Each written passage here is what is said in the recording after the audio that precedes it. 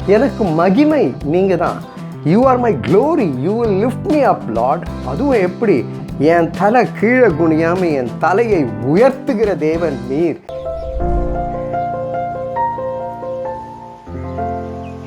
கிறிஸ்துவுக்குள் பிரியமானவர்களே, தாவீதுக்கு திடீரென்று சுற்றிலும் அவருக்கு சத்துருக்கள் பெருகி போயிட்டாங்க. அதுலேயும் தன்னுடைய சொந்த குமாரனாகிய அப்சலோம் அவருக்கு தப்பி தாவீது ஓடுகிறார். நம்மளுடைய வாழ்க்கையில் கூட எப்படி தான் இந்த எனிமீஸ் நம்மை சுற்றி வந்தாங்க, சத்துருக்கள் நம்மை சுற்றி வந்தாங்கன்னே நமக்கு தெரியாது. நான் எப்பொழுதும் சொல்லுகிறது, சத்ரு என்பது யாரோ ஒரு போர் மாதிரி எடுத்துகிட்டு நமக்கு எதிராக வர்றவங்க மாத்திரம் இல்லை, நம்ம கூடவே இருந்து குழி பறிக்கிறவங்களாக இருப்பாங்க, நம்ம சொந்த பந்தங்களே நமக்கு எதிராக பேசுகிறவர்களாக இருப்பாங்க, இல்லை உங்களுடைய பலவீனம் உங்களை தாக்குகின்றதாக இருக்கும்.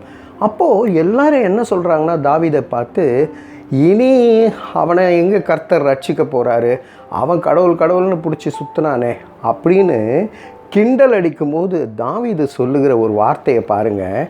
3வது சங்கீதம் 3வது வசனத்திலே, ஆனாலும் கர்த்தாவே நீர் என் கேடகமும் என் மகிமையும் என் தலையை உயர்த்துகிறவருமாய் இருக்கிறீர் என்று அழகாக சொல்கிறாரு.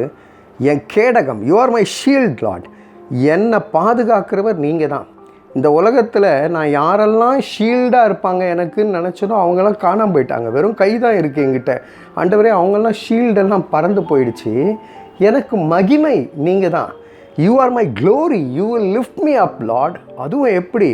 என் தலை கீழே குனியாமல் என் தலையை உயர்த்துகிற தேவன் நீர் என்று சொல்லுகிறார் பாருங்கள்.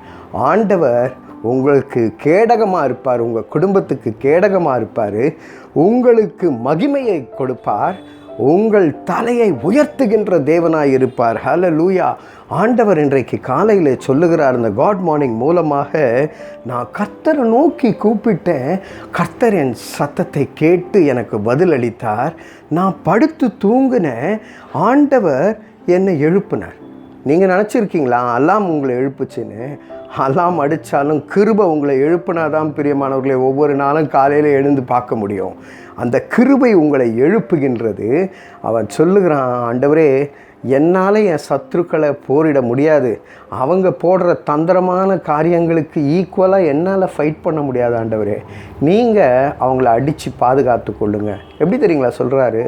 தாடையில் அடித்து பல்லெல்லாம் நொறுக்குங்க ஆண்டவரேன்னு சொல்கிறாரு. நான் சொல்லுங்க, வசனம் அப்படி தான் சொல்லுது. 7வது வசனத்தில், நீர் என் பகைஞர் எல்லாரையும் தாடையில் அடித்து துன்மார்க்கருடைய பல்களை தகர்த்து போட்டீர் என்று சொன்னார். போட்டீர்னே சொன்னார். அவங்க பல்லெல்லாம் உடச்சிட்டிங்க ஆண்டவரே என்று சொல்லி.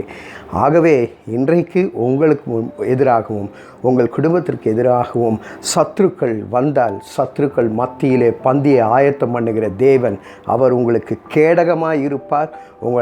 உங்களுக்கு மகிமையை கொண்டு வருவார், உங்கள் குடும்பத்துக்கு மகிமையை கொண்டு வருவார். உங்கள் தலையை உயர்த்துகின்ற தேவனாக இருக்கின்றார். ரட்சிப்பு கர்த்தருடையது என்று சொல்லுகிறார். ஆகவே இந்த நல்ல ஒரு விசுவாசத்தோடு தலைகளை தாழ்த்தி தேவனை நோக்கி பார்ப்போம்.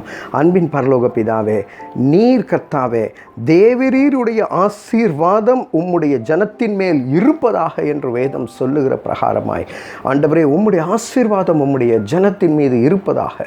நீர் கேடகமாயிரும், அவர்களை மகிமைப்படுத்தும், அவர்கள் தலைகளை உயர்த்தியறலும், அவர்கள் சத்துருக்களை நீர் ஆண்டவரே தாடையிலே அடித்து பற்களை உடைத்து எங்களுக்கு எதிராய் புறப்பட்டு வருகின்றவர் ஆண்டவரே பலவிதமாய் ஓடிப்போக கர்த்தர் கிருபை பாராட்டும்படியாக எங்களை பாதுகாத்து கொள்ளும்படியாக இயேசுவின் மூலம் ஜெபித்து ஜெயம் எடுக்கிறோம்.